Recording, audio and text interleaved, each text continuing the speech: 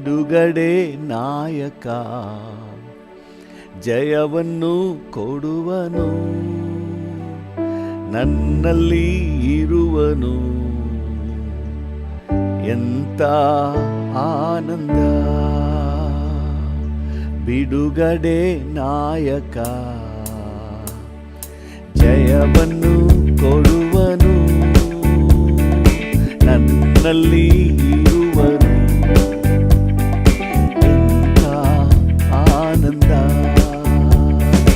Hallelujah amen, hallelujah amen, hallelujah amen, hallelujah amen, hallelujah amen, hallelujah amen. ಬಿಡುಗಡೆ ನಾಯಕ, ಜಯವನ್ನು ಕೊಡುವನು, ನನ್ನಲ್ಲಿ ಇರುವನು. ಎಂತ ಆನಂದ. ನಾನು ಹಾಡಿ ಹರ್ಷಿಸುವೆ, ಕುಣಿದಾಡಿ ಸ್ತುತಿಸಿ ನಲಿವೆ. ನಾನು ಹಾಡಿ ಹರ್ಷಿಸುವೆ, ಕುಣಿದಾಡಿ ಸ್ತುತಿಸಿ ನಲಿವೆ. ಎಲ್ಲೆಲ್ಲೂ ಓಡಿ ಸಾರುವೆ, ಎಲ್ಲೆಲ್ಲೂ ಓಡಿ ಸಾರುವೆ. ನನ್ನೇಸು ಜೀವಿಸುವ, ನನ್ನೇಸು ಜೀವಿಸುವ.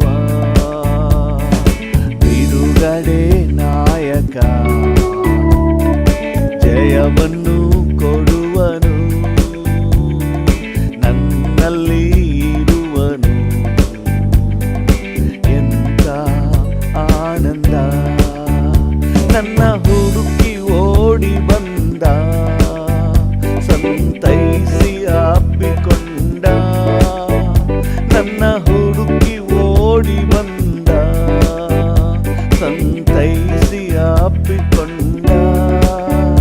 ನನ್ನ ಪಾಪವೆಲ್ಲ ಅಳಿಸಿ, ನನ್ನ ಪಾಪವೆಲ್ಲ ಅಳಿಸಿ, ಹೊಸ ಮನುಷ್ಯನಾಗಿಸಿದ, ಹೊಸ ಮನುಷ್ಯನಾಗಿಸಿದ. ಬಿಡುಗಡೆ ನಾಯಕ, ಜಯವನ್ನು ಕೊಡುವನು, ನನ್ನಲ್ಲಿ ಇರುವನು. ಎಂತ ಆನಂದ. ಬಿಡುಗಡೆ ನಾಯಕ, ಜಯವನ್ನು ಕೊಡುವನು, ನನ್ನಲ್ಲಿ ಇರುವನು. ಎಂತ ಆನಂದ. ಪ್ರೇಮಾಭಿಷೇಕದಿಂದ ನನ್ನ ತುಂಬಿ ದಿನವು ನಡೆಸಿ, ಪ್ರೇಮಾಭಿಷೇಕದಿಂದ ನನ್ನ ತುಂಬಿ ದಿನವು ನಡೆಸಿ. ಸೈತಾನನನ್ನು ಗೆಲ್ಲಲು, ಸೈತಾನನನ್ನು ಗೆಲ್ಲಲು ಅಧಿಕಾರವನ್ನು ತಂದ, ಅಧಿಕಾರವನ್ನು ತಂದ. ಬಿಡುಗಡೆ ನಾಯಕ, ಜಯವನ್ನು ಕೊಡುವನು, ನನ್ನಲ್ಲಿ ಇರುವನು. ಎಂತ ಆನಂದ. ಕೆಂಪು ಸಮುದ್ರ ದಾಟಿ ಹೋಗುವೆ, ಯೋರ್ದಾನ ತುಳಿದು ನಡೆವೆ. ಕೆಂಪು ಸಮುದ್ರ ದಾಟಿ ಹೋಗುವೆ, ಯೋರ್ದಾನ ತುಳಿದು ನಡೆವೆ. ಎರಿಕೋವ ಸುತ್ತಿ ಬರುವೆ, ಎರಿಕೋವ ಸುತ್ತಿ ಬರುವೆ. ತುತ್ತೂರಿ ಊದಿ ಗೆಲ್ಲುವೆ, ತುತ್ತೂರಿ ಊದಿ ಗೆಲ್ಲುವೆ. ಬಿಡುಗಡೆ ನಾಯಕ, ಜಯವನ್ನು ಕೊಡುವನು, ನನ್ನಲ್ಲಿ ಇರುವನು. ಎಂತ ಆನಂದ. ಬಿಡುಗಡೆ ನಾಯಕ ವನ್ನು ಕೊಡುವನು, ನನ್ನಲ್ಲಿ ಇರುವನು. ಎಂತ ಆನಂದ, ಎಂತ ಆನಂದ. ಹೌದು ಸ್ವಾಮಿ, ಈ ಮುಂಜಾನೆ ವೇಳೆಯಲ್ಲಿ ನಮ್ಮೊಂದಿಗಿದ್ದೀರಿ ಸ್ವಾಮಿ, ನನ್ನಲ್ಲಿದ್ದೀರಿ ಕರ್ತನೆ. ನಿಮಗೆ ವಂದನೆಪ್ಪ, ನಿಮಗೆ ವಂದನೆ, ನಿಮಗೆ ವಂದನೆ. ನಾವು ಕರ್ತನೆ ಗೆದ್ದು ಸೈತಾನನ ಮೇಲೆ ಜಯಗಳಿಸಿ ಈ ಲೋಕದಲ್ಲಿ ಜಯವೀರರಾಗಿ ಬಾಳುವಂತೆ ನೀವು ನಮ್ಮೊಳಗೆ ಬಂದ್ಬಿಟ್ಟಿದ್ದೀರಿ ಸ್ವಾಮಿ. ನಮ್ಮ ಜೊತೆಯಲ್ಲಿದ್ದೀರಿ ಕರ್ತನೆ. ಹಾಲೆಲೂಯಾ. ಇದುವರೆಗೆ ಕಾಪಾಡಿದ್ದೀರಿ, ವಂದನೆ. ಇನ್ನು ಮುಂದೆಯೂ ನಡೆಸುತ್ತೀರಿಯಪ್ಪ, ವಂದನೆ. ಅತಿಶಯ ದೇವನೇ, ಅದ್ಭುತ ಕರ್ತನೆ, ಆಲೋಚನಾ ಕರ್ತನೆ, ನಿಮಗೆ ವಂದನೆ. ಹಲ್ಲೆಲೂಯಾ. ಕಳೆದ ದಿನ ಕಾದಿರುವೆ ಸ್ತೋತ್ರ ರಾಜ, ಕಳೆದ ದಿನ ಕಾದಿರುವೆ ಸ್ತೋತ್ರ ರಾಜ. ಹೊಸ ದಿನ ತಂದಿರುವೆ ಸ್ತೋತ್ರ ರಾಜ, ನನಗೆ ಹೊಸ ದಿನ ತಂದಿರುವೆ ಸ್ತೋತ್ರ ರಾಜ. ಸ್ತೋತ್ರ ಎಂದು ಹಾಡುವೆನು ರಾಜ, ನಿನ್ನ ಮನಸಾರೆ ಸ್ತುತಿಸುವೆ ದೇವಾ. ಸ್ತೋತ್ರ ಎಂದು ಹಾಡುವೆನು ರಾಜ, ನಿನ್ನ ಮನಸಾರೆ ಸ್ತುತಿಸುವೆ ದೇವಾ. ಸ್ತೋತ್ರ ಯೇಸು ರಾಜ, ಸ್ತೋತ್ರ ಯೇಸು ರಾಜ, ಸ್ತೋತ್ರ ಯೇಸು ರಾಜ, ಸ್ತೋತ್ರ ಯೇಸು ರಾಜ. ಸೋತು ಹೋದ ದಿನವೆಲ್ಲ ಸಂತೈಸಿದೆ, ಸೋತು ಹೋದ ದಿನವೆಲ್ಲ ಸಂತೈಸಿದೆ. ಸುಖ ತಂದು ಇದುವರೆಗೂ ಕಾಪಾಡಿದೆ, ಸುಖ ತಂದು ಇದುವರೆಗೂ ಕಾಪಾಡಿದೆ. ಸ್ತೋತ್ರ ಎಂದು ಹಾಡುವೆನು ರಾಜ, ನಿನ್ನ ಮನಸಾರೆ ಸ್ತುತಿಸುವೆ ದೇವಾ. ಸ್ತೋತ್ರ ಎಂದು ಹಾಡುವೆನು ರಾಜ, ನಿನ್ನ ಮನಸಾರೆ ಸ್ತುತಿಸುವೆ ದೇವಾ. ಆಶ್ರಯವೇ ಖೇಡ್ಯವೇ ಸ್ತೋತ್ರ ರಾಜ, ಆಶ್ರಯವೇ ಖೇಡ್ಯವೇ ಸ್ತೋತ್ರ ರಾಜ. ಆಪ್ತನೇ ನನ್ನೇಸುವೆ ಸ್ತೋತ್ರ ರಾಜ, ಆಪ್ತನೇ ನನ್ನೇಸುವೆ ಸ್ತೋತ್ರ ರಾಜ. ಸ್ತೋತ್ರ ಎಂದು ಹಾಡುವೆನು ರಾಜ, ನಿನ್ನ ಮನಸಾರೆ ಸ್ತುತಿಸುವೆ ದೇವಾ. ಸ್ತೋತ್ರ ಎಂದು ಹಾಡುವೆನು ರಾಜ, ನಿನ್ನ ಮನಸಾರೆ ಸ್ತುತಿಸುವೆ ದೇವಾ. ಹೊಸ ಜೀವ ತಂದಿರುವೆ ಸ್ತೋತ್ರ ರಾಜ, ಹೊಸ ಜೀವ ತಂದಿರುವೆ ಸ್ತೋತ್ರ ರಾಜ. ಹೊಸ ಬಲ ನೀಡಿರುವೆ ಸ್ತೋತ್ರ ರಾಜ, ನನಗೆ ಹೊಸ ಬಲ ನೀಡಿರುವೆ ಸ್ತೋತ್ರ ರಾಜ. ಸ್ತೋತ್ರ ಎಂದು ಹಾಡುವೆನು ರಾಜ, ನಿನ್ನ ಮನಸಾರೆ ಸ್ತುತಿಸುವೆ ದೇವಾ. ಸ್ತೋತ್ರ ಎಂದು ರಾಜ, ನಿನ್ನ ಮನಸಾರೆ ಸ್ತುತಿಸುವೆ ದೇವಾ. ಜೊತೆಯಲ್ಲೇ ಬಂದಿರುವೆ ಸ್ತೋತ್ರ ರಾಜ, ನನ್ನ ಜೊತೆಯಲ್ಲೇ ಬಂದಿರುವೆ ಸ್ತೋತ್ರ ರಾಜ. ನಿನ್ನ ಎದೆಯಲ್ಲೇ ಒರಗಿಸಿದೆ ಸ್ತೋತ್ರ ರಾಜ, ನಿನ್ನ ಎದೆಯಲ್ಲೇ ಒರಗಿಸಿದೆ ಸ್ತೋತ್ರ ರಾಜ. ಸ್ತೋತ್ರ ಎಂದು ಹಾಡುವೆನು ರಾಜ, ನಿನ್ನ ಮನಸಾರೆ ಸ್ತುತಿಸುವೆ ದೇವಾ. ಸ್ತೋತ್ರ ಎಂದು ಹಾಡುವೆನು ರಾಜ, ನಿನ್ನ ಮನಸಾರೆ ದೇವಾ. ಬಾಳಿಗೆ ಬೆಳಕಾಗಿ ಬಂದಿರುವೆ, ನನ್ನ ಬಾಳಿಗೆ ಬೆಳಕಾಗಿ ಬಂದಿರುವೆ.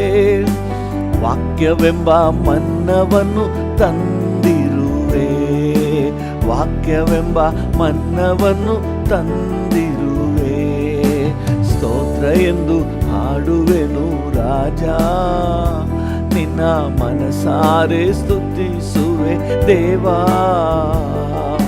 ಸ್ತೋತ್ರ ಎಂದು ಹಾಡುವೆನು ರಾಜ, ನಿನ್ನ ಮನಸಾರೆ ಸ್ತುತಿಸುವೆ ದೇವಾ. ಕಷ್ಟದಿಂದ ತಪ್ಪಿಸಿದೆ ಸ್ತೋತ್ರ ರಾಜ, ಕಷ್ಟದಿಂದ ತಪ್ಪಿಸಿದೆ ಸ್ತೋತ್ರ ರಾಜ. ಅತಿಶಯ ಮಾಡಿರುವೆ ಸ್ತೋತ್ರ ರಾಜ, ನನಗೆ ಅತಿಶಯ ಮಾಡಿರುವೆ ಸ್ತೋತ್ರ ರಾಜ. ಸ್ತೋತ್ರ ಎಂದು ಹಾಡುವೆನು ರಾಜ, ನಿನ್ನ ಮನಸಾರೆ ಸ್ತುತಿಸುವೆ ದೇವಾ. ಸ್ತೋತ್ರ ಎಂದು ಹಾಡುವೆನು ರಾಜ, ನಿನ್ನ ಮನಸಾರೆ ಸ್ತುತಿಸುವೆ ದೇವಾ. ಕಳೆದ ದಿನ ಕಾದಿರುವೆ ಸ್ತೋತ್ರ ರಾಜ, ಕಳೆದ ದಿನ ಕಾದಿರುವೆ ಸ್ತೋತ್ರ ರಾಜ. ಹೊಸ ದಿನ ತಂದಿರುವೆ ಸ್ತೋತ್ರ ರಾಜ, ನನಗೆ ಹೊಸ ದಿನ ತಂದಿರುವೆ ಸ್ತೋತ್ರ ರಾಜ. ಸ್ತೋತ್ರ ಎಂದು ಹಾಡುವೆನು ರಾಜ, ನಿನ್ನ ಮನಸಾರೆ ಸ್ತುತಿಸುವೆ ದೇವಾ.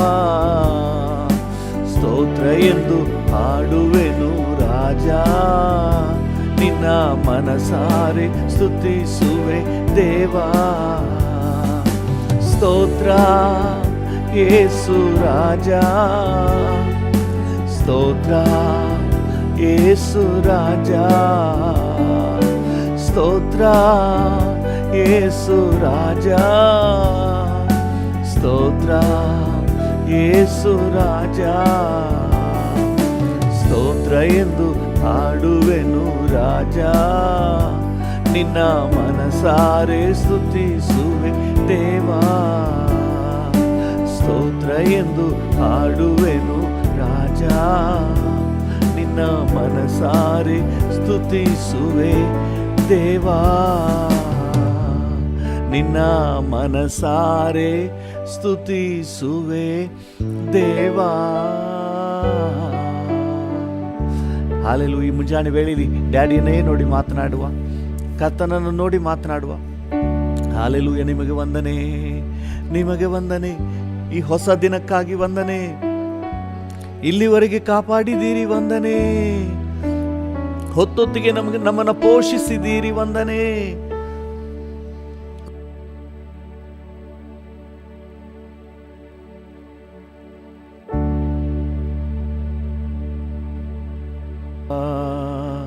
ವಂದನೆ, ನಿಮಗೆ ವಂದನೆ. ಹಾಲೆಲೂಯ. ಇಮ್ಯಾನುವೆಲ್ ನೀನಲ್ಲವೇ?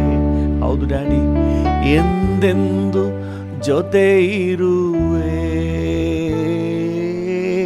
ಇಮ್ಯಾನುವೆಲ್ ನೀನಲ್ಲವೇ? ಹೌದು ಡ್ಯಾಡಿ, ಎಂದೆಂದು ನನ್ನ ಜೊತೆ ಇರುವೆ.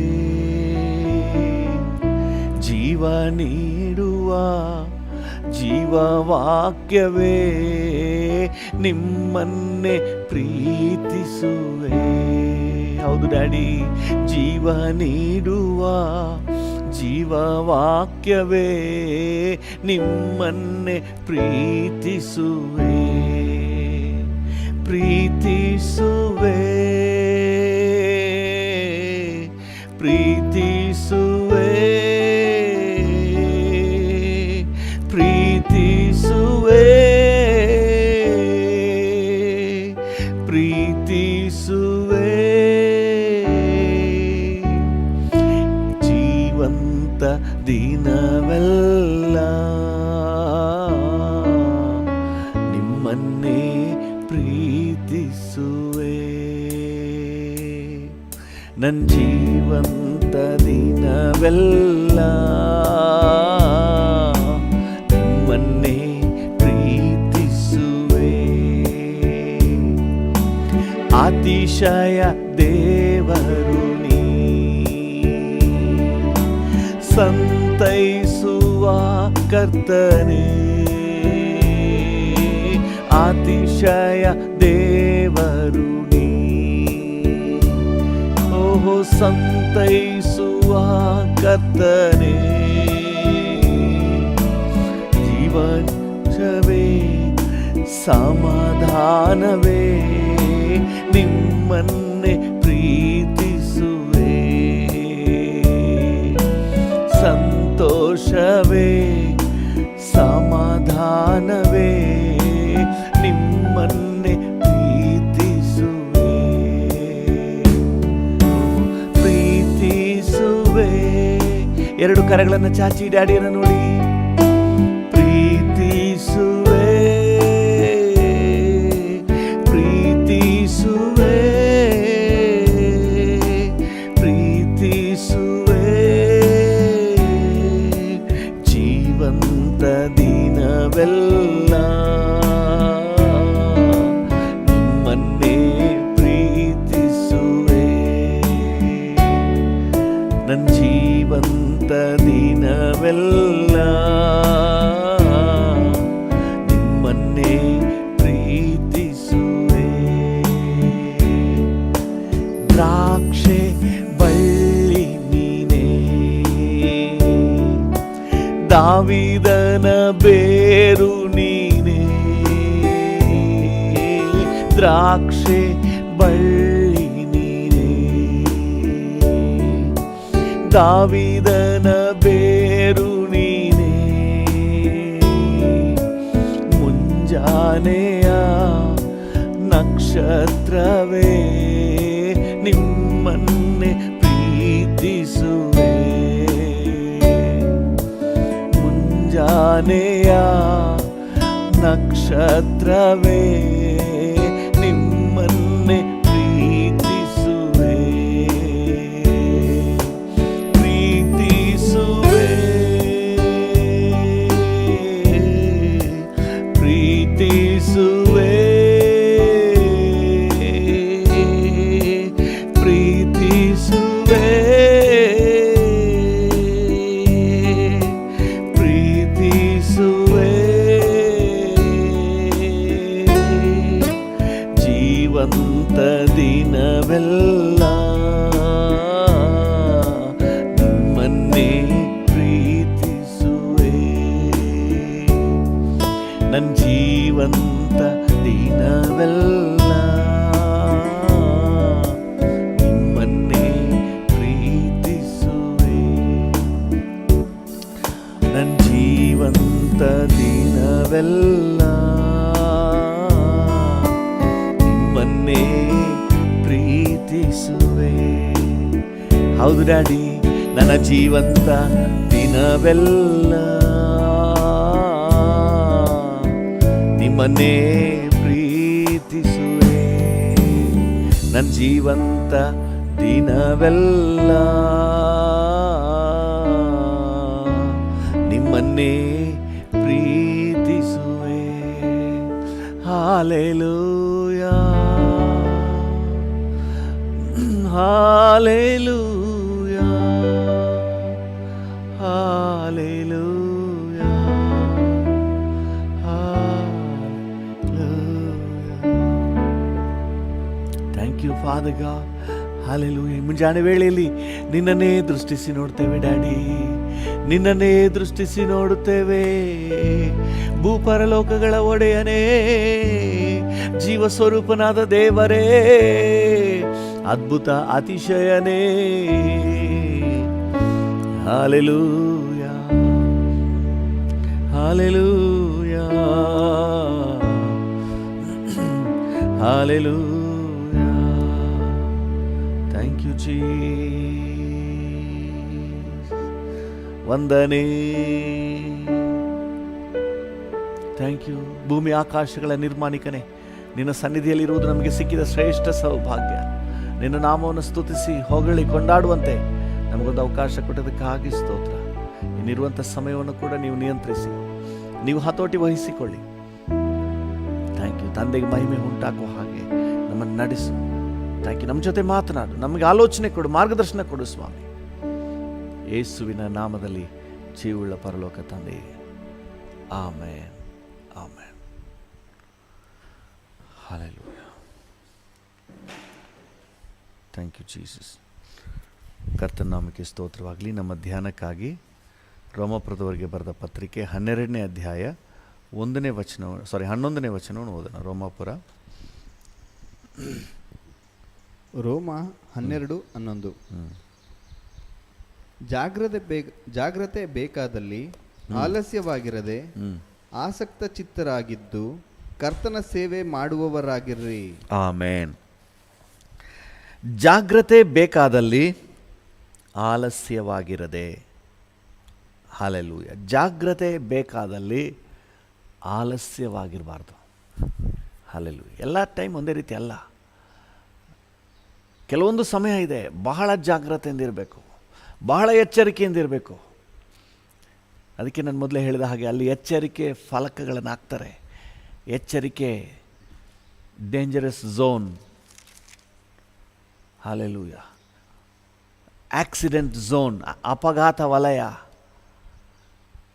ಮಕ್ಕಳಿದ್ದಾರೆ, ಎಚ್ಚರಿಕೆ. ನಾಯಿಗಳಿವೆ, ಎಚ್ಚರಿಕೆ. ಅಲ್ಲಿ ಎಚ್ಚರ ತಪ್ಪಿದ್ರೆ ನಮಗೆ ಅನಾಹುತ ಆಗ್ತದೆ. ಇವತ್ತು ಕೂಡ ಒಂದು ವಿಷಯದಲ್ಲಿ ಎಚ್ಚರಿಕೆ ವಹಿಸಬೇಕು ಅಂತ ಹೇಳಿ ನಮ್ಮ ಕರ್ತನು ಹೇಳುವುದನ್ನು ನಾವು ನೋಡೋಣ. ಲೂಕನ ಸುವಾರ್ತೆ 12ನೇ ಅಧ್ಯಾಯ 15ನೇ ವಚನವನ್ನು ಓದುವ. ಲೂಕ 12:15. ಎಲ್ಲ ಲೋಭಕ್ಕೂ ಎಚ್ಚರಿಕೆಯಾಗಿದ್ದು ನಿಮ್ಮನ್ನು ಕಾಪಾಡಿಕೊಳ್ಳಿರಿ. ಒಬ್ಬನಿಗೆ ಎಷ್ಟು ಆಸ್ತಿ ಇದ್ದರೂ ಅದು ಅವನಿಗೆ ಜೀವಾಧಾರ ಎಂದು ಹೇಳಿದನು. ಹಲ್ಲೆಲೂಯಾ. ದೇವರ ನಾಮಕ್ಕೆ ಸ್ತೋತ್ರವಾಗಲಿ. ಎಲ್ಲ ವಿಧವಾದ ಲೋಭಕ್ಕೆ ಎಚ್ಚರಿಕೆಯಾಗಿರಿ. ಹಲ್ಲೆಲೂಯಾ. ದೇವರ ನಾಮಕ್ಕೆ ಸ್ತೋತ್ರ. ಏನು ಲೋಭ ಅಂದರೆ ದ್ರವ್ಯಾಶೆ, ವಸ್ತುಗಳ ಆಸೆ, ಪದಾರ್ಥಗಳು, ಇಹಲೋಕದ ವಸ್ತುಗಳು, ಜಮೀನು, ಮನೆ, ಕಾರು, ಇವುಗಳ ಮೇಲೆ ಆಸೆ. ಅವು ಒಳ್ಳೆಯದೇ, ಅದರಿಂದ ಪ್ರಯೋಜನ ಇದೆ. ಆದರೆ ಅವುಗಳ ಮೇಲೆ ಆಸೆ ಇದೆ ನೋಡಿ, ಅದನ್ನು ಲೋಭ ಅಂತ ಹೇಳಿ ದೇವರ ವಾಕ್ಯ ಬಣ್ಣಿಸ್ತದೆ. ಇಹಲೋಕದ ಪದಾರ್ಥಗಳ ಮೇಲೆ ನಮಗೆ ಆಸೆ ಹೋಗಬಾರ್ದು. ಇಹಲೋಕದ ವಸ್ತುಗಳ ಮೇಲೆ, ಹಣದ ಮೇಲೆ ನಮಗೆ ಆಸೆ ಬರಬಾರ್ದಂತೆ. ಈ ಆಸೆ ಬಂದುಬಿಟ್ರೆ ಅದು ಬಹಳ ಅಪಾಯ. ನಮ್ಮನ್ನು ತಗೊಂಡೋಗಿ ಎಲ್ಲೋ ಮಗಚಿಬಿಡ್ತದೆ, ನಮ್ಮ ದೋಣಿಯನ್ನೇ ಮಗಚಿಬಿಡ್ತದೆ, ನಮ್ಮ ಜೀವಿತವನ್ನೇ ಸರ್ವನಾಶ ಮಾಡಿಬಿಡ್ತದೆ. ಅದಕ್ಕೆ ವಾಕ್ಯ ಎಚ್ಚರಿಕೆ ಕೊಡ್ತದೆ. ಎಲ್ಲ ವಿಧವಾದ ಲೋಭಕ್ಕೆ ಎಚ್ಚರಿಕೆ ಆಗಿದೆ. ಯಾಕಂದರೆ ಅದೆಲ್ಲ ಬಂದರೂ ಮನುಷ್ಯನ ಪ್ರಾಣ ಉಳಿಲಿಲ್ಲ ಅಂದರೆ ಏನು ಲಾಭ? ಈ ಪ್ರಾಣಕ್ಕೆ, ಮನುಷ್ಯನ ಜೀವಕ್ಕೆ ಅದು ಯಾವುದು ಸರಿಸಾಟಿ ಅಲ್ಲ. ಹಲ್ಲೆಲೂಯಾ. ಕಾರ್ಗಿಂತ ನೀವೇ ಮುಖ್ಯ, ಮನೆಗಿಂತ ನೀವೇ ಮುಖ್ಯ. ಕಾರನ್ನ ಕಾಪಾಡೋದಕ್ಕೆ, ಮನೆ ಕಾಪಾಡೋದಕ್ಕೆ ಹೋಗಿ ನಿಮ್ಮನ್ನೇ ಕಳ್ಕೊಂಬೇಡ್ರಿ. ಅದರ ಮೇಲೆ ಆಸೆ, ಅದು ಅಗತ್ಯ, ನಮ್ಮ ಅಗತ್ಯ ಪೂರೈಸುತ್ತೆ ನಿಜ. ಆದರೆ ಅದರ ಮೇಲೆ ನಾವು ಆಸೆಯನ್ನು ಇಡಬಾರ್ದು. ದೇವರ ನಾಮಕ್ಕೆ ಸ್ತೋತ್ರವಾಗಲಿ. ಈ ಕೊನೆಯ ದಿನಗಳಲ್ಲಿ ಜನ ಎಲ್ಲ ಹೀಗೆ ಇರ್ತಾರೆ ಅಂತ ಹೇಳಿ ವಾಕ್ಯ ಹೇಳ್ತದೆ. ತಿಮೋತಿಗೆ ಪೌಲನು ಬರೆಯುವಾಗ 2 ತಿಮೋತಿ 3ನೇ ಅಧ್ಯಾಯ 4ನೇ ವಚನ. 2 ತಿಮೋತಿ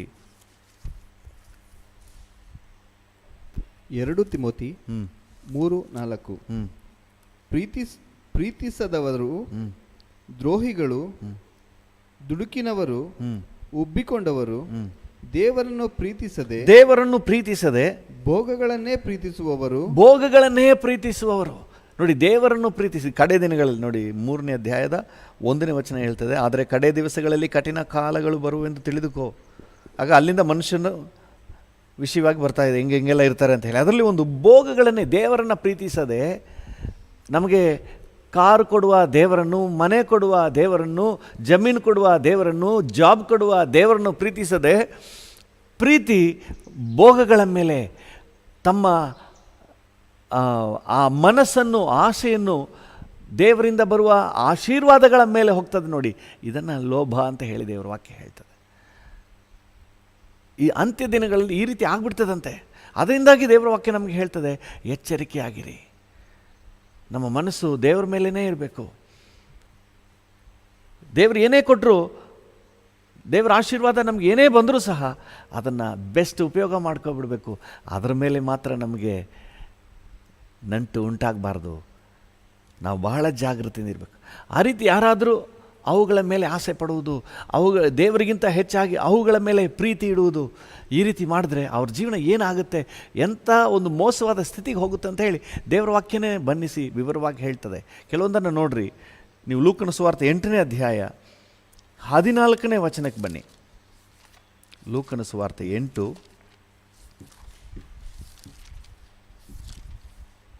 ವಚನ 14. ಲೂಕ 8:14. ಹ್ಮ್. ಕೆಲವರು ವಾಕ್ಯವನ್ನು ಕೇಳಿದ ಮೇಲೆ ಬರಬರುತ್ತಾ ಈ ಜೀವಮಾನದಲ್ಲಿ ಆಗುವ ಚಿಂತೆ, ಐಶ್ವರ್ಯ, ಭೋಗಗಳಿಂದ ಅಡಗಿಸಲ್ಪಟ್ಟು ಫಲವನ್ನು ಮಾಗಿಸುವುದಿಲ್ಲ.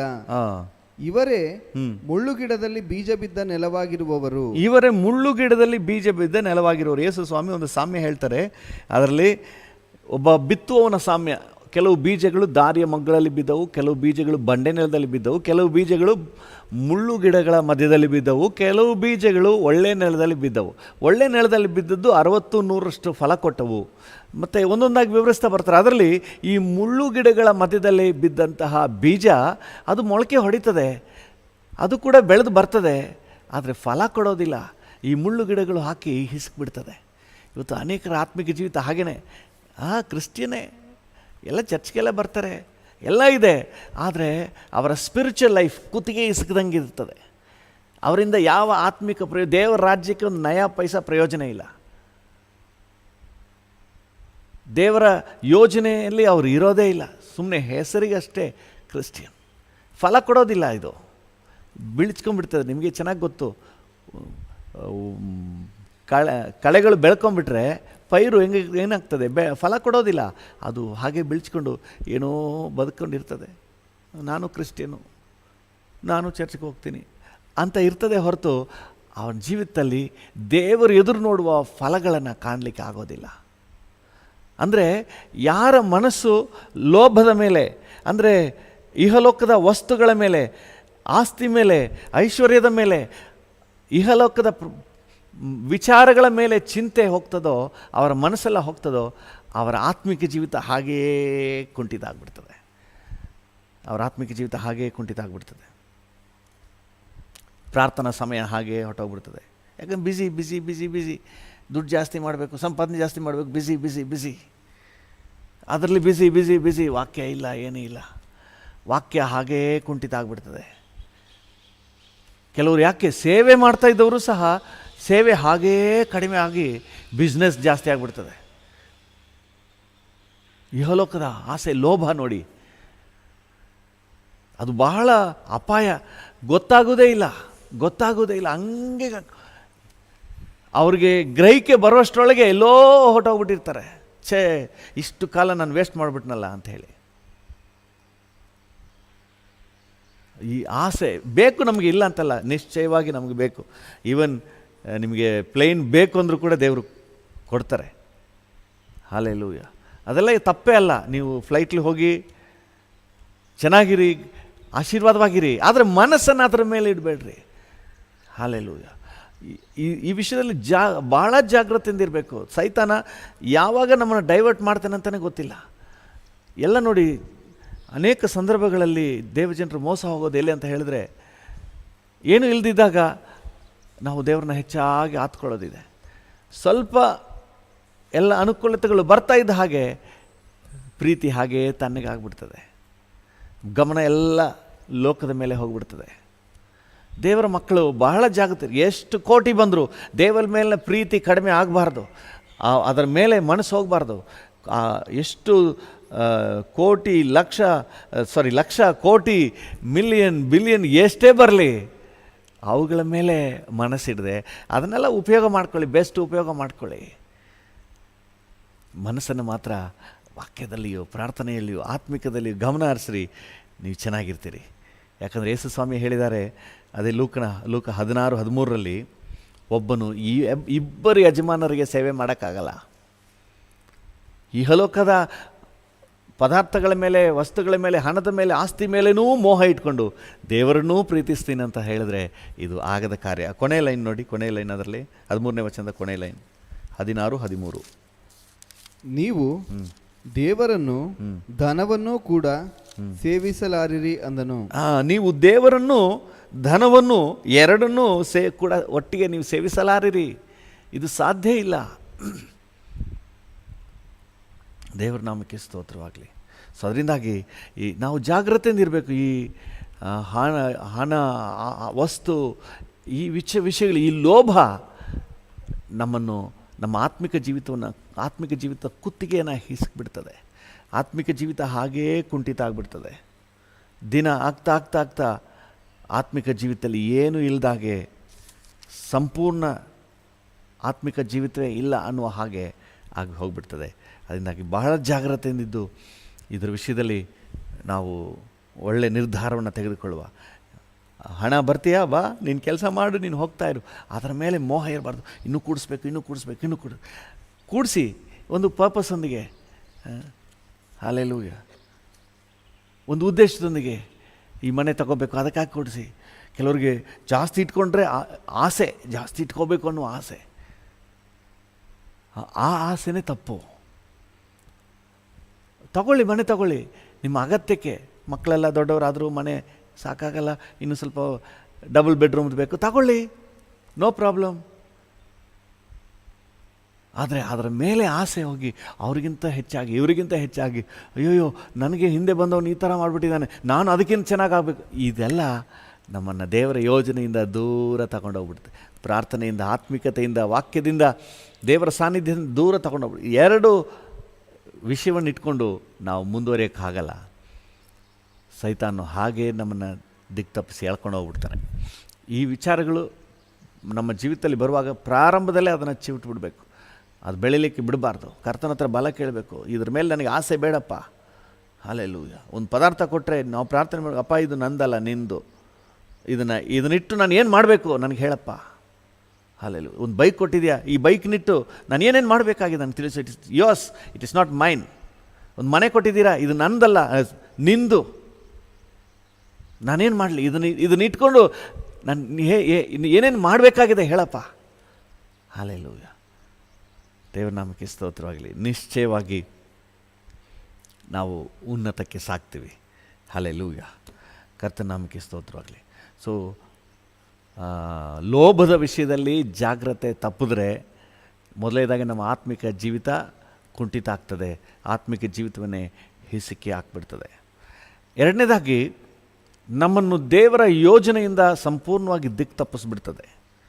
ನೀವು 2 ಪೇತ್ರ 3ನೇ ಅಧ್ಯಾಯ 2ನೇ ಅಧ್ಯಾಯ 3ನೇ ವಚನ. 2 ಪೇತ್ರ 2:3.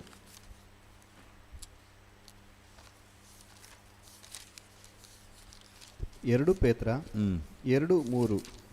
ಅವರು ದ್ರವ್ಯಾಶೆಯುಳ್ಳವರಾಗಿ ಕಲ್ಪನೆಯ ಮಾತುಗಳನ್ನು ಹೇಳುತ್ತಾ ನಿಮ್ಮಿಂದ ಲಾಭವನ್ನು ಸಂಪಾದಿಸಬೇಕೆಂದಿರುವರು. ದೇವರ ನಾಮಕ್ಕೆ ಸ್ತೋತ್ರ. ದ್ರವ್ಯಾಶೆ ಉಳ್ಳವರು, ಲೋಭ ಉಳ್ಳವರು, ಅವರಲ್ಲಿರುವಂಥ ಲಕ್ಷಣಗಳು ನೋಡಿ.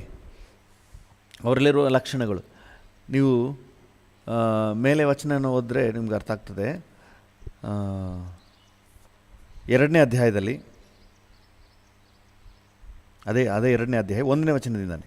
ಆದರೆ ಇಸ್ರಾಯೇಲ್ ಜನರಲ್ಲಿ ಸುಳ್ಳು ಪ್ರವಾದಿಗಳು ಎದ್ದರಲ್ಲ, ಅದೇ ಪ್ರಕಾರ ನಿಮ್ಮಲ್ಲಿಯೂ ಸುಳ್ಳು ಬೋಧಕರು ಇರುವರು.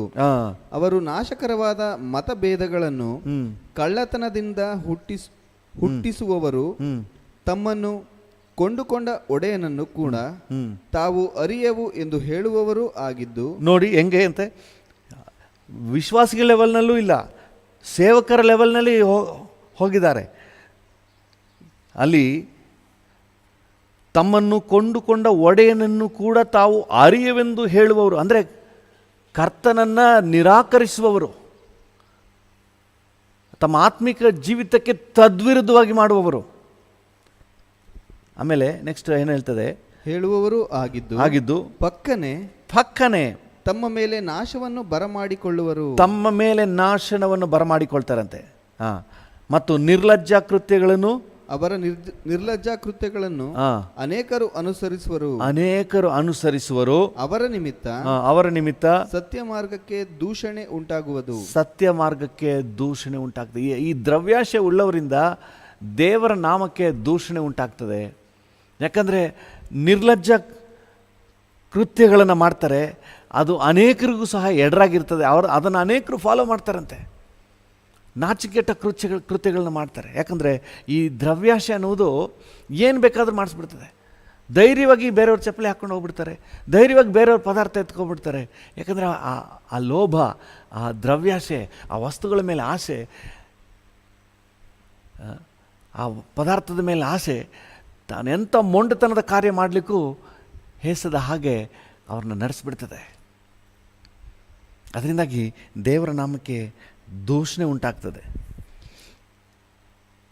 ಇವರು ದುಷ್ಪ್ರೇರಣೆ ಎಂಬ ಉರುಳಿಗೆ ಬೀಳ್ತಾರಂತೆ. 1 ತಿಮೋತಿ 6ನೇ ಅಧ್ಯಾಯ 9ನೇ ವಚನದಲ್ಲಿ, 1 ತಿಮೋತಿ 6ನೇ ಅಧ್ಯಾಯ 1 ತಿಮೋತಿ 6:9, ಐಶ್ವರ್ಯವಂತರಾಗಬೇಕೆಂದು ಮನಸ್ಸು ಮಾಡುವವರು ದುಷ್ಪ್ರೇರಣೆ ಎಂಬ ಉರುಳಿನಲ್ಲಿ ಸಿಕ್ಕಿಕೊಂಡು ಬುದ್ಧಿಗೆ ವಿರುದ್ಧವಾಗಿಯೂ ಹಾನಿಕರವಾಗಿ ಇರುವ ಅನೇಕ ಆಶೆಗಳಲ್ಲಿ ಬೀಳುತ್ತಾರೆ. ಇಂಥ ಆಶೆಗಳು ಮನುಷ್ಯರನ್ನು ಸಂಹಾರ ನಾಶನಗಳಲ್ಲಿ ಮುಳುಗಿಸುತ್ತವೆ. ನೋಡಿ ಎಂಥ ಸ್ಥಿತಿಗೆ ಹೋಗ್ಬಿಡ್ತದಂತೆ. ವಾಕ್ಯ ಎಷ್ಟು ಸ್ಪಷ್ಟವಾಗಿ ಹೇಳ್ತಾ ಇದೆ. ದುಷ್ಪ್ರೇರಣೆ ಎಂಬ ಉರುಳಿಗೆ ಬೀಳ್ತಾರೆ. ಅವ್ರಿಗೆ ಗೊತ್ತಿಲ್ಲ ಇದ್ರಲ್ಲಿ ನಷ್ಟ ಇದೆ ಅಂತ ಹೇಳಿ. ಎಷ್ಟೋ ಜನ ಸಾಲದಲ್ಲಿ ಸಿಕ್ಕಾಕೊಂಡಿದ್ದಾರೆ, ದೊಡ್ಡ ಇಕ್ಕಟ್ಟಿನಲ್ಲಿ, ಅಪಾಯದಲ್ಲಿ ಸಿಕ್ಕಾಕೊಂಡಿದ್ದಾರೆ. ಈ ಹಣದ ಆಸೆಗೆ ಬಲಿಯಾಗಿ, ಲೋಭಕ್ಕೆ ಬಲಿಯಾಗಿ ಉರುಳಿಗೆ ಸಿಕ್ಕಾಕೊಂಡಿದ್ದಾರೆ. ಬುದ್ಧಿಗೆ ವಿರುದ್ಧವಾದ ಹಾನಿಕರವಾದ ಆಸೆ, ಆ ಆಸೆ ಅವರಿಗೆ ಹಾನಿಕರ. ಅವರಿಗೆ ಗೊತ್ತು ಇದು ತಪ್ಪು ಅಂತ ಹೇಳಿ, ಆದರೂ ಅದನ್ನು ಮಾಡಲಿಕ್ಕೆ ಮುಂದಾಗ್ಬಿಡ್ತದೆ. ಎಂಥ ಒಂದು ಮೊಂಡತನಕ್ಕೆ ನಡೆಸಿಬಿಡ್ತದೆ ನೋಡ್ರಿ. ಈ ಆಸೆ ಅವರೊಳಗೆ ಇರೋದ್ರಿಂದಾಗಿ ಅವ್ರನ್ನ ಎಷ್ಟು ಕಠಿಣವಾಗಿ ಮಾಡಿಬಿಡ್ತದೆ. ಈ ತಪ್ಪು ಅಂತ ಗೊತ್ತಿದ್ದರೂ ಅದನ್ನ ಮಾಡೋಕ್ಕೆ ಹೋಗ್ತಾರೆ. ಯಾಕಂದರೆ ಈ ಒಂದು ದುರಾಶೆಯನ್ನು, ಲೋಭವನ್ನು ಪೂರ್ತಿಗೊಳಿಸಬೇಕು ಅನ್ನುವ ಒಂದು ಮೋಟಿವೇಶನ್ ಅವರೊಳಗೆ ಇರೋದ್ರಿಂದಾಗಿ ಅವರು ಧೈರ್ಯವಾಗಿ ಅದಕ್ಕೆ ಮುಂದಾಗ್ತಾರೆ. ಬುದ್ಧಿಗೆ ವಿರುದ್ಧವಾಗಿ ಅವ್ರಿಗೆ ಗೊತ್ತು ಇದು ತಪ್ಪು ಅಂತ ಹೇಳಿ ಗೊತ್ತು. ಇದನ್ನ ಕದ್ಕೊಂಡು ಹೋಗೋದು, ಈಗ ಒಂದು ಅಂಗಡಿಯಲ್ಲಿ ಒಬ್ಬರನ್ನ ಕೆಲಸ ಮಾಡ್ತಾನೆ ಅಂತ ಇಟ್ಕೊಳ್ಳಿ, ಅಲ್ಲ ಅದನ್ನ ಕದ್ಕೊಂಡು ಬರೋದು ತಪ್ಪು ಅಂತ ಗೊತ್ತು. ದೇವರ ಮಗನು, ರಕ್ಷಣೆ ಹೊಂದಿದವನು, ಆತ್ಮೀಕದಲ್ಲಿರುವನು. ಆದರೆ ಆ ಆಸೆಯ ನಿಮಿತ್ತವಾಗಿ ಆ ಪದಾರ್ಥವನ್ನು, ಆ ಉಂಗುರವನ್ನು, ಆ ಒಂದು ವಸ್ತುವನ್ನು, ಅದು ಯಾವುದೋ ಒಂದು ಪದಾರ್ಥವನ್ನು ಅದನ್ನು ಕದ್ಕೊಂಡು ಬರ್ತಾನೆ. ಅವನು ಗೊತ್ತು, ಆದರೂ ಕೂಡ ಅವನ ಬುದ್ಧಿಗೆ ವಿರುದ್ಧವಾಗಿ ಅದು ಹಾನಿಕರ. ಅದು ಅವನ ಆತ್ಮಿಕ ಜೀವಿತಕ್ಕೆ ಒಂದು ಬ್ಲ್ಯಾಕ್ ಸ್ಪಾಟ್. ಅದು ಅವನಿಗೇನಾದರೂ ಏನಾದರೂ ಗೊತ್ತಾದರೆ ದೇವರ ನಾಮಕ್ಕೆ ದೂಷಣೆ ಆಗ್ತದೆ. ಮೊದಲನೇದಾಗಿ ಸತ್ಯ ಮಾರ್ಗಕ್ಕೆ ದೂಷಣೆ ಆಗ್ತದೆ, ಮತ್ತು ಅವನ ಹೆಸರು ಕೆಟ್ಟೋಗ್ತದೆ. ಹಾನಿಕರ ಅದು. ಆದರೂ ಕೂಡ ಅದರಲ್ಲೇ ನಡೆಸ್ತದೆ. ಈ ಆಸೆ ಬಂದುಬಿಟ್ರೆ ನನ್ನ ಹೆಸರು ಕೆಟ್ಟೋಗುತ್ತೆ, ನನ್ನ ಮರ್ಯಾದೆ ಹಾಳಾಗುತ್ತೆ, ಇದೆಲ್ಲ ಮರ್ತೋಗ್ತದೆ. ಆ ಟೈಮ್ನಲ್ಲಿ ಇದೆಲ್ಲ ನೆನಪೇ ಬರೋದಿಲ್ಲ. ಅವನು ತಪ್ಪು ಮಾಡಿ ಅವಮಾನ ಆದಾಗ ಆಮೇಲೆ ತಲೆ ಚಚ್ಕೊಳ್ಳಿ, ನಾನು ಯಾಕೆ ಹೀಗೆ ಮಾಡಿದೆ, ನಾನು ಯಾಕೆ ಈ ಥರ ತಪ್ಪು ಮಾಡಿದೆ, ನಾನು ಯಾಕೆ ಈ ಥರ ಮಾಡಿದೆ. ಆವಾಗ ಅರ್ಥ ಆಗ್ತದೆ ಈ ಆಸೆ ಆ ರೀತಿಯಾಗಿ ಅಷ್ಟರ ಮಟ್ಟಿಗೆ ಮೊಂಡುತನದಲ್ಲಿ ನಡೆಸ್ಬಿಡ್ತದೆ. ಗೊತ್ತಾಗಲ್ಲ ನಾನು ಎಲ್ಲಿ ಯಾವ ದಾರಿಲಿ ಹೋಗ್ತಾ ಇದ್ದೀನಿ ಗೊತ್ತಾಗೋದಿಲ್ಲ. ಸಂಹಾರ ನಾಶನ, ಅವನ ಹೆಸರೇ ನಾಶ ಆಗಿಬಿಡ್ತದೆ. ಅವನಿಗಿದ್ದಂಥ ಇಮೇಜ್ ಸಂಪೂರ್ಣವಾಗಿ ಹಾಳಾಗಿ ಹೋಗ್ಬಿಡ್ತದೆ. ಎಂತಹ ನಷ್ಟ ನೋಡ್ರಿ, ನಮ್ಗೆ ಗೊತ್ತಾಗಲ್ಲ. ನಾವು ದೇವ್ರ ಹತ್ರ ಕೇಳುವಪ್ಪ, ಬೇಡಪ್ಪ ಈ ಲೋಭ ದ್ರವ್ಯಾಶೆ ಬೇಡ, ನೀವು ಕೊಡುವ ಪ್ರತಿಯೊಂದು ಆಶೀರ್ವಾದವನ್ನು ಬೆಸ್ಟ್ ಉಪಯೋಗ ಮಾಡ್ಕೊಬಿಡ್ಬೇಕು. ಅದ್ರ ಮೇಲೆ ಓನರ್ಶಿಪ್ನ ನಾನು ಕ್ಲೈಮ್ ಮಾಡಬಾರ್ದಪ್ಪ. You are the owner. ನಿನಗೆ ಓನರ್ಶಿಪ್ನ ಬಿಟ್ಬಿಟ್ಟು just I am only the user, ಅದನ್ನು ಉಪಯೋಗ ಮಾಡುವವನು, ಮನೆ ವಾರ್ತೆ ಅವನು, ಜಸ್ಟ್ ಅದರ ಜವಾಬ್ದಾರಿಕೆಯಲ್ಲಿದ್ದೀನಿ ಅಷ್ಟೇ. ಹಾಲೆಲೂಯ. ಆ ರೀತಿಯಾಗಿ ನಾವು ನಮ್ಮನ್ನು ಸಮರ್ಪಣೆ ಮಾಡಿಕೊಡೋಣ. ಇನ್ನೊಂದು ವಿಚಾರ ಹೇಳ್ತೀನಿ, ಕರ್ತನ ಬರೋಣದಕ್ಕೆ ನಮ್ಮ ಪ್ರಯತ್ನವನ್ನು ಅಡ್ಡಿಪಡಿಸ್ತದೆ. ಕರ್ತನ ಬರೋಣಕ್ಕೆ ನಾವು ಸಿದ್ಧರಾಗ್ತೀವಲ್ಲ, ಅದನ್ನು ಹಿಂದಕ್ಕೆ ಎಳಿತದೆ. ಲೂಕನ ಸುವಾರ್ತೆ 21ನೇ ಅಧ್ಯಾಯ 34ನೇ ವಚನ ಓದೋಣ. ಲೂಕ 21:34.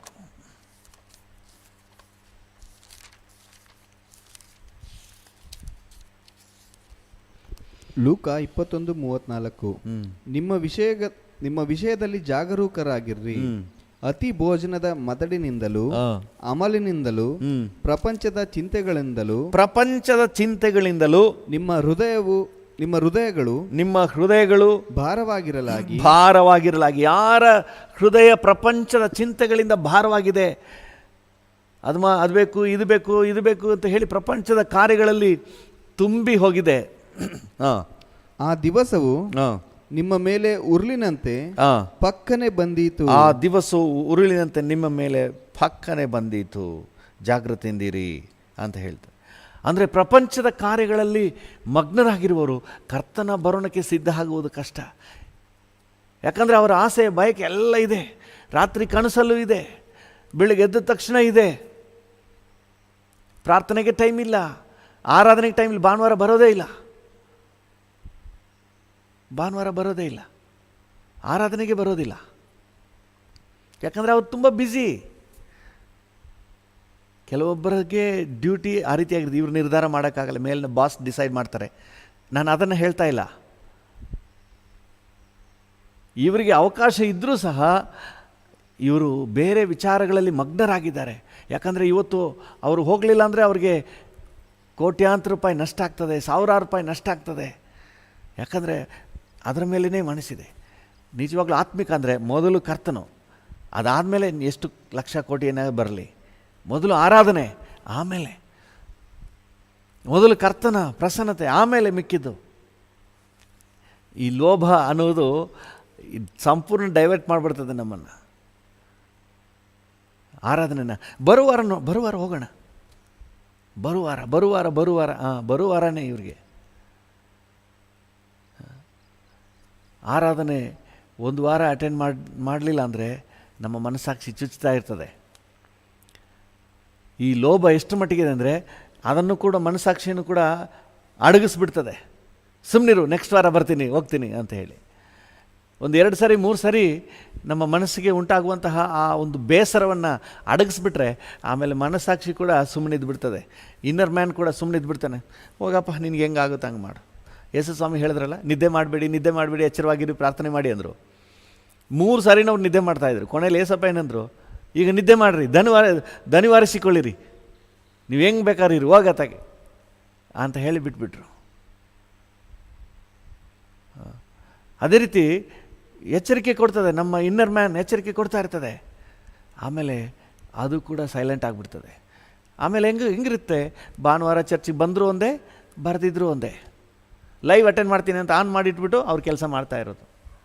ಲೈವ್ ಅಟೆಂಡ್ ಮಾಡ್ತಾಯಿದ್ದೀನಿ, ಕೇಳಿಸ್ಕೊತಾ ಇದ್ದೀನಿ, ಕೆಲಸ ಮಾಡ್ತಾಯಿದ್ದೀನಿ. ಬಹಳ ಡೇಂಜರಸ್. ಕರ್ತನ ಬರೋಣದಲ್ಲಿ ಎತ್ತಲ್ಪಡುವುದೇ ಕಷ್ಟ ಅಂಥ ಸ್ಥಿತಿಗೆ ಹೋಗ್ಬಿಟ್ರೆ, ದೇವರ ಬರೋಣಕ್ಕೆ ನಾವು ಏನು ಸಿದ್ಧ ಹಾಕ್ತೀವಿ ಅದಕ್ಕೆ ಅಡ್ಡಗಾಲ ಹಾಕುವುದೇ ಈ ಲೋಭ. ಹಾಲೆಲೂಯ. 3 ವಿಷಯಗಳನ್ನು ನಾನು ನಿಮ್ಮ ಮುಂದೆ ಇಟ್ಟಿದ್ದೀನಿ. ಮೊದಲನೇದಾಗಿ, ಈ ಲೋಭವು ನಮ್ಮ ಆತ್ಮಿಕ ಜೀವಿತದ ಸಾಮರ್ಥ್ಯವನ್ನು ಅಡಗಿಸ್ಬಿಡ್ತದೆ. ಪ್ರಾರ್ಥನೆಯನ್ನು ಕಮ್ಮಿ ಮಾಡಿಬಿಡ್ತದೆ, ವಾಕ್ಯ ಕಮ್ಮಿ ಮಾಡಿಬಿಡ್ತದೆ, ಸೇವೆ ಕಮ್ಮಿ ಮಾಡಿಬಿಡ್ತದೆ, ಎಲ್ಲವನ್ನು ಕಮ್ಮಿ ಮಾಡಿಬಿಡ್ತದೆ. ಯಾಕೆ ತಿಮೋತಿ ಒಂದೊಂದು ವಿಚಾರವನ್ನು ಹೇಳ್ತಾನೆ. ತಿಮೋತಿಗೆ ಬರೆಯುವಾಗ ಪೌಲನು ಹೇಳ್ತಾನೆ, 1 ತಿಮೋತಿ 6:10 1 ತಿಮೋತಿ 6:10 1 ತಿಮೋತಿ 6:10 ಹಣದಾಸೆಯು ಸಕಲ ವಿಧವಾದ ಕೆಟ್ಟತನಕ್ಕೆ ಮೂಲವಾಗಿದೆ. ಕೆಲವರು ಅದಕ್ಕಾಗಿ ಆತುರಪಟ್ಟು ಅದರಿಂದ ಕ್ರಿಸ್ತ ನಂಬಿಕೆಯನ್ನು ಬಿಟ್ಟು ಅಲೆದಾಡಿ ಅನೇಕ ವೇದನೆಗಳಿಂದ ತಮ್ಮನ್ನು ತಿವಿಸಿಕೊಳ್ಳುತ್ತಾರೆ. ನೋಡಿ, ಕ್ರಿಸ್ತ ನಂಬಿಕೆಯಿಂದಾನೇ ದೂರ ತಗೊಂಡೋಗ್ಬಿಡ್ತದಂತೆ. Very dangerous. ಕ್ರಿಸ್ತ ನಂಬಿಕೆಯಿಂದ ಈ ದ್ರವ್ಯಾಶೆ, ಹಣದಾಸೆ, ವಸ್ತುಗಳ ಮೇಲಿನ ಮೋಹ, ಇದು ನಮ್ಮನ್ನು ಕ್ರಿಸ್ತ ನಂಬಿಕೆಯಿಂದನೇ ದೂರ ತಗೊಂಡೋಗ್ಬಿಡ್ತದೆ. ಎಷ್ಟೇ ದೇವ್ರು ಕೊಡಲಿ ಅದೆಲ್ಲ secondary. Lord, you are first. ನೀನೇ ಮೊದಲು ಸ್ವಾಮಿ, ಆಮೇಲೆ ನೀನು ಕೊಡೋದೆಲ್ಲ. ನಾನು ನಿನ್ನನ್ನೇ ಪ್ರೀತಿಸ್ತೀನಿ, ಈ ಕಾರಿಗಿಂತ ನಿನ್ನನ್ನೇ ಪ್ರೀತಿಸ್ತೀನಿ, ಬಂಗ್ಲೆಗಿಂತ ನಿನ್ನನ್ನೇ ಪ್ರೀತಿಸ್ತಾ ಇದ್ದೀನಿ, ಜಮೀನಿಗಿಂತ ನಿನ್ನನ್ನೇ ಪ್ರೀತಿಸ್ತೀನಿ, ಗೌರ್ಮೆಂಟ್ ಕೆಲಸಕ್ಕಿಂತ ನಿನ್ನನ್ನೇ ಪ್ರೀತಿಸ್ತಾ ಇದ್ದೀನಿ. ನನಗೆ ನೀನು ಬೇಕು, ಆಮೇಲೆ ಮಿಕ್ಕಿದ್ದೆಲ್ಲ. ಹಲ್ಲೆಲೂಯಾ. ಕರ್ತನನ್ನು ಪ್ರಥಮ ಸ್ಥಾನದಲ್ಲಿ ನಾವು ಹಾಕುವ. ಅದಕ್ಕೆ ಯೇಸು ಹೇಳಿದ್ರು, ಇಬ್ಬರು ಯಜಮಾನನ ನೀವು ಸೇವಿಸೋಕ್ಕಾಗಲ್ಲ, ಯಾರಾದರೂ ಒಬ್ಬರನ್ನ ಹಿಂದಕ್ಕೆ ಹಾಕಲೇಬೇಕು. ನಾವು ಕರ್ತನನ್ನು ಮುಂದಕ್ಕೆ ಹಾಕುವ, ಎಲ್ಲ ಆಸೆಗಳನ್ನು ಹಿಂದಕ್ಕೆ ಹಾಕುವ. ಹಲ್ಲೆಲೂಯ. ಮೊದಲನೇದಾಗಿ ಆತ್ಮಿಕ ಜೀವಿತವನ್ನು ಅಡಗಿಸ್ಬಿಡ್ತದೆ, ಕ್ರಿಸ್ತ ನಂಬಿಕೆಯಿಂದಲೇ ದೂರ ಮಾಡಿಬಿಡ್ತದೆ.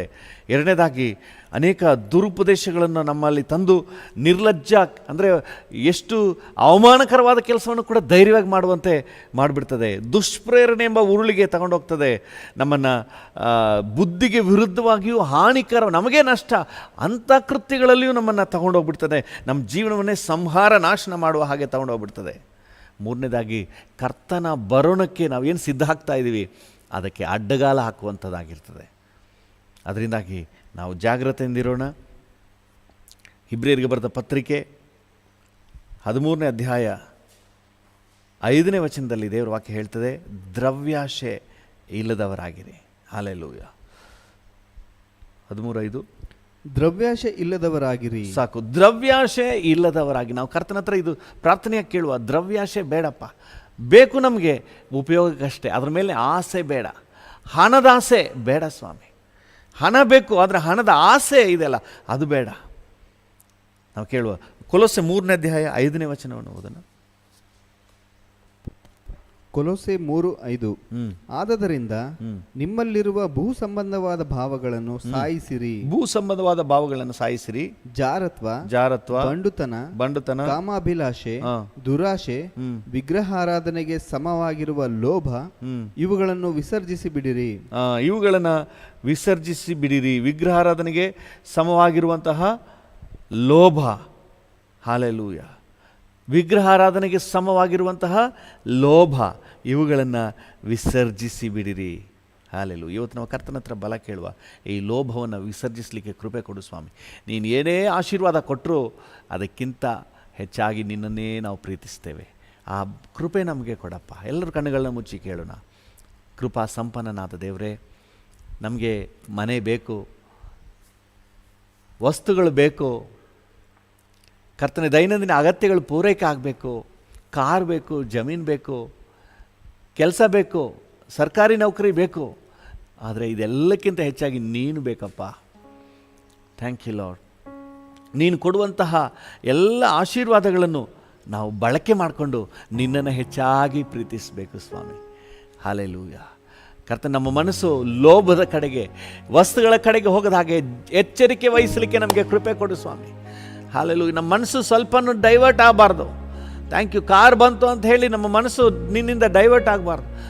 ಗೌರ್ಮೆಂಟ್ ಕೆಲಸ ಬಂತು ಅಂತ ಹೇಳಿ ಆರಾಧನೆಯಿಂದ ಡೈವರ್ಟ್ ಆಗಬಾರ್ದು. ಪ್ರಾರ್ಥನಾ ಜೀವಿತದಿಂದ ಡೈವರ್ಟ್ ಆಗಬಾರ್ದು. ವಾಕ್ಯದಿಂದ ಡೈವರ್ಟ್ ಆಗಬಾರ್ದು ಸ್ವಾಮಿ. ಇಹಲೋಕದ ಯಾವುದೇ ಅನುಕೂಲತೆ ನನ್ನ ಆತ್ಮೀಕತೆಯನ್ನು ಕಡಿಮೆ ಮಾಡಬಾರ್ದಪ್ಪ. Thank you lord. ಯಾವ ಕರ್ತನೆ ದುರುಪದೇಶಗಳನ್ನು, ದುರಾಶೆಗಳನ್ನು ನನ್ನೊಳಗೆ ತರಬಾರ್ದು ಸ್ವಾಮಿ. Thank you Jesus. ನಿನ್ನ ಬರೋಣಕ್ಕೆ ಅಡ್ಡಗಾಲ ಹಾಕಬಾರ್ದಪ್ಪ. Thank you. ಅದರಿಂದ ಜಾಗ್ರತೆಯಿಂದಿದ್ದು ಈ ಲೋಭದ ವಿಷಯದಲ್ಲಿ ಕರ್ತನೆ ಅದನ್ನು ವಿಸರ್ಜಿಸಲಿಕ್ಕೆ, ಸಣ್ಣ ಪ್ರಮಾಣದಲ್ಲಿ ಬರುವಾಗಲೇ ಅದನ್ನು ವಿಸರ್ಜಿಸಲು, ನಮ್ಮಿಂದ ಹೊರಗೆ ಹಾಕಲು ನಮ್ಮೆಲ್ಲರಿಗೂ ಕೃಪೆ ಕೊಡಿ ಸ್ವಾಮಿ. ಕರ್ತನೆ, ನಿನ್ನ ಮಕ್ಕಳೆಲ್ಲರನ್ನ ಆಶೀರ್ವದಿಸು, ಅಗತ್ಯಗಳನ್ನು ಪೂರೈಸು. ಕರ್ತನೆ, ಮನೆ ಬೇಕಾದವರಿಗೆ ಮನೆ ಕೊಡು ಸ್ವಾಮಿ. ಹಣ ಬೇಕಾದವರಿಗೆ ಹಣ ಕೊಡಪ್ಪ. ಜಮೀನು ಬೇಕಾದವರಿಗೆ ಜಮೀನು ಕೊಡು ಸ್ವಾಮಿ. ವಾಹನ ಬೇಕಾದವರಿಗೆ ವಾಹನ ಕೊಡಪ್ಪ, ಒಳ್ಳೆ ವಾಹನ ಕೊಡಪ್ಪ. ಆದರೆ ನಮ್ಮ ಮನಸ್ಸು ಮಾತ್ರ ಅದರ ಮೇಲೆ ಹೋಗಬಾರ್ದು. ಅದನ್ನು ಉಪಯೋಗ ಮಾಡ್ಕೊಂಡು ನಿನ್ನ ರಾಜ್ಯವನ್ನು ಕಟ್ಟಬೇಕು, ನಿನ್ನ ಚಿತ್ತ ಮಾಡಬೇಕು, ನಿನ್ನನ್ನು ಆರಾಧಿಸಬೇಕು. ಹಲ್ಲೆಲೂಯಾ. ನಮಗೆ ಕಾರ್ ಕೊಟ್ಟರೆ ನಾವು ಕುಟುಂಬವಾಗಿ ಆರಾಧನೆಯಲ್ಲಿ ಭಾಗವಹಿಸಲಿಕ್ಕೆ ಅದು ಪ್ರಮುಖವಾಗಿ ಬಳಕೆ ಆಗಬೇಕು. ಹಲ್ಲೆಲೂಯಾ. ಹೌದು ಸ್ವಾಮಿ. ನನಗೆ ಸರ್ಕಾರಿ ಉದ್ಯೋಗ ಕೊಟ್ಟರೆ ಕರ್ತನೆ, ಅದರಿಂದ ನಿನ್ನ ನಾಮ ಮಹಿಮೆ ಹೊಂದಬೇಕು, ಕುಟುಂಬದ ಅಗತ್ಯಗಳು ಪೂರೈಕೆ ಆಗಬೇಕು. ಕರ್ತನೆ, ಹಲ್ಲೆಲೂಯಾ. ನಿನ್ನಿಂದ ದೂರ ತಗೊಂಡು ಹೋಗಬಾರ್ದು ಸ್ವಾಮಿ. ಯಾವುದು ಕೂಡ ಇಹಲೋಕದ ಯಾವ ವಿಚಾರವೂ ಕರ್ತನೆ ನಮ್ಮನ್ನು ನಿನ್ನಿಂದ ದೂರ ತೆಗೆದುಕೊಂಡು ಹೋಗದ ಹಾಗೆ ಅದರ ಮೇಲೆ ನಾವು ಗಮನ ಹರಿಸಿದಂತೆ ನಮಗೆ ಕೃಪೆ ಕೊಡು ಸ್ವಾಮಿ. ನಮ್ಮ ಗಮನ ಪೂರ್ತಿ ನಿನ್ನ ಮೇಲೆ. ಏನೇ ಬಂದರೂ ಅದು ಸೈಡಲ್ಲಿ ಕೆಲಸ ಮಾಡ್ತಾ ಇರಬೇಕೆ ಹೊರತು ಕರ್ತ ನಮ್ಮ ದೃಷ್ಟಿಯೆಲ್ಲ ನಿನ್ನ ಮೇಲೆ. ಹಾಲೆಲೂಯ. ನಂಬಿಕೆಯನ್ನು ಹುಟ್ಟಿಸುವವನು ಪೂರೈಸುವವನಾದ ನಿನ್ನ ಮೇಲೆ. ಹತ್ತಿಕೊಳ್ಳುವ ಪಾಪವನ್ನು ಅಭ್ಯಂತರ ಮಾಡುವ ಎಲ್ಲ ಅಡ್ಡಿಗಳನ್ನೆಲ್ಲ ನಾವು ತೆಗೆದು ಬಿಸಾಡ್ಬಿಟ್ಟು ಕರ್ತ ನಿನ್ನನ್ನೇ ದೃಷ್ಟಿಸಿ ನಮಗೆ ನೇಮಕವಾದ ಓಟವನ್ನು ಸ್ಥಿರಚಿತ್ತದಿಂದ ಓಡಿ ಮುಗಿಸ್ಲಿಕ್ಕೆ ನಮ್ಮೆಲ್ಲರಿಗೂ ಕೃಪೆ ಕೊಡು ಸ್ವಾಮಿ. ಹಾಲೆಲೂಯ. Thank you Lord. ಜಾಗ್ರತೆ ಬೇಕಾದಲ್ಲಿ ಆಲಸ್ಯವಾಗಿರದೆ, ಹೌದು, ಲೋಭದ ವಿಷಯದಲ್ಲಿ, ಸಕಲ ವಿಧವಾದ ಲೋಭದ ವಿಷಯದಲ್ಲಿ ನಾವು ಜಾಗ್ರತೆಯಿಂದಿದ್ದು ಆಲಸ್ಯ ಮಾಡದೆ, ಇವುಗಳ ವಿಷಯದಲ್ಲಿ ಕರ್ತನೆ ಆಲಸ್ಯ ಮಾಡದೆ ಜಾಗ್ರತೆಯಿಂದಿದ್ದು ನಮ್ಮನ್ನು ಕಾಪಾಡಿಕೊಳ್ಳಲಿಕ್ಕೆ, ನಿನ್ನ ಕೃಪೆಯಲ್ಲಿ ನೆಲೆ ನಿಲ್ಲಲಿಕ್ಕೆ, ನಿನ್ನ ಬರೋಣಕ್ಕೆ ಸಿದ್ಧ ಆಗಲಿಕ್ಕೆ ನಮಗೆ ಸಹಾಯ ನೀಡಪ್ಪ. Thank you. ನಿನ್ನ ಕೃಪೆಯುಳ್ಳ ಹಸ್ತಕ್ಕೆ ಒಪ್ಪಿಸ್ತೇವೆ ಯೇಸುವಿನ ನಾಮದಲ್ಲಿ, ಜೀವವುಳ್ಳ ಪರಲೋಕ ತಂದೆಯೇ. Amen, amen, amen. Thank you. ನಮ್ಮ ತಂದೆಯ ದೇವರ ಪ್ರೀತಿ, ಪ್ರಭು ಯೇಸುವಿನ ಕೃಪೆ, ಪರಿಶುದ್ಧಾತ್ಮನ ಅನ್ಯೋನ್ಯತೆ, ಐಕ್ಯತೆ, ಸಮಾಧಾನ ಇಂದು ಎಂದು ಸದಾಕಾಲವೂ ನಮ್ಮೆಲ್ಲರ ಸಂಗಡ ಇರಲಿ. ಆಮೇನ್, ಆಮೇನ್.